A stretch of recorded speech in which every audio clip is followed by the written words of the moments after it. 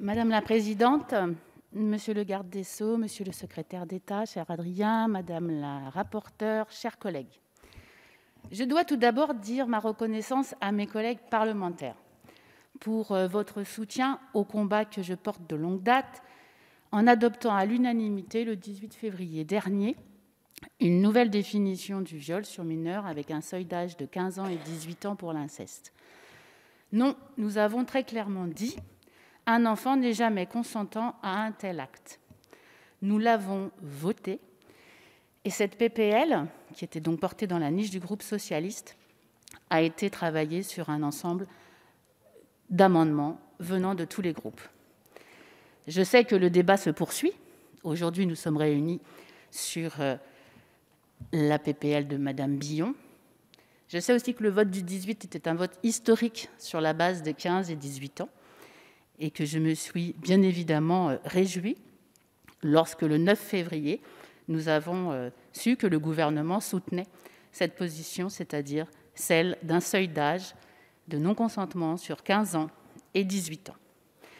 Pour autant, je m'inscris dans un parcours pour que nous puissions avancer et que cette proposition que nous avions faite, qui se traduit sur la PPL de Madame Billon, qui à la base était 13 ans et n'abordait pas l'inceste, devient, sur les grandes lignes, bien évidemment, un texte très important puisque c'est celui qui prendra corps dans le code pénal.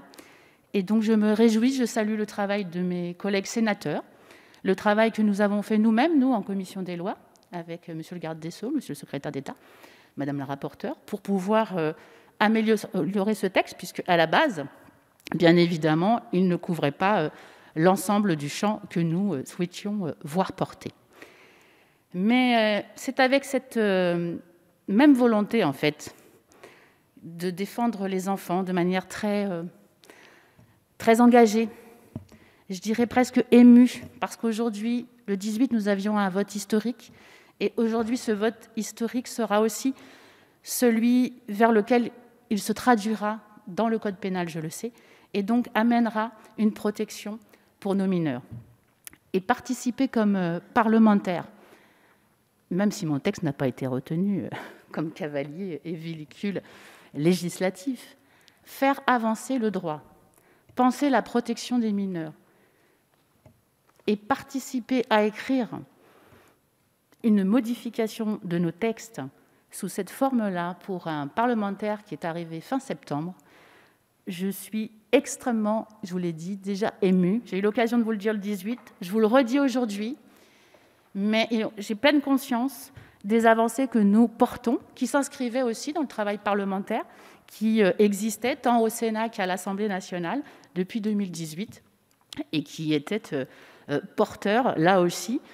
Peut-être à un moment donné, nous avions une difficulté pour avancer de manière audacieuse, comme l'a dit ma collègue. Donc ça ne s'était pas traduit dans les textes de loi. Mais bien évidemment qu'aujourd'hui, je suis extrêmement motivée pour participer avec intelligence collective, comme on l'a fait en commission des lois, monsieur le garde des Sceaux, à travailler sur des amendements qui pourront bien évidemment enrichir le texte qui nous est proposé. À ce titre, d'ailleurs, et je suis ravie, monsieur le garde des Sceaux, puisque du coup, vous venez de le dire tout à l'heure dans votre propos, vous l'avez indiqué sur la prostitution. Sur la question du seuil d'âge. Le seuil d'âge fait beaucoup débat.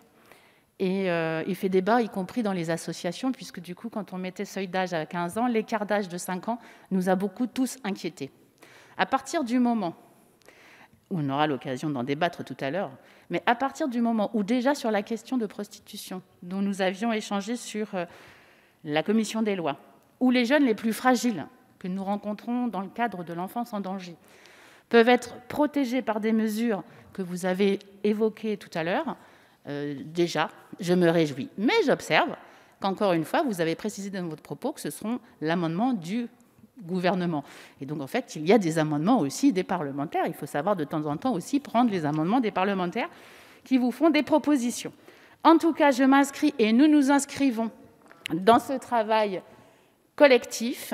Nous partons bien évidemment sur l'envie d'avoir une avancée très concrète, un moment historique et important dans notre droit. Et comme l'a dit le président, on est là, on vous écoute, on vous croit, et vous ne serez plus jamais seul. Donc, évidemment, ce texte s'adresse aux victimes que nous allons mieux accompagner en France, et je m'en réjouis. Merci, Madame.